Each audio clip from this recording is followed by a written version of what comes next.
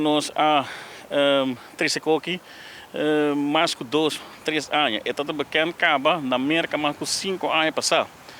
Que mais nós temos waarschuwing, tras de waarschuwing. Então nós há portreto de taxista na onda com nanta saca portreto, wak na riba rotonde, na wak hasta o mama maras de juriba onde cone. Dus nós waarschuw. Pero te awe ni parlamento, ni governo não dão atenção devida para legislar a lei que deve ser. Atual, a única coisa que nós conhecemos em lei é a palavra step. Essa é a coisa onde muito está puxando supia, é para correr na casa, é para correr sem motor.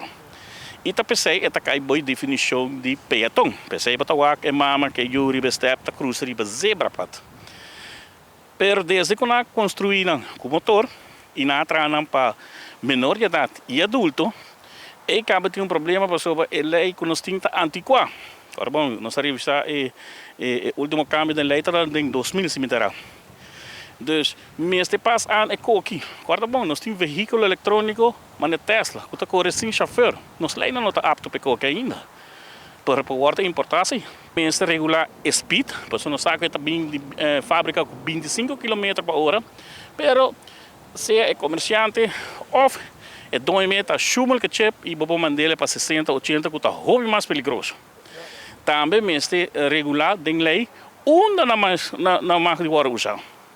Então, ora, se sinaleu que a lei está duidelijk, politie também pode tratar op manier deve ser.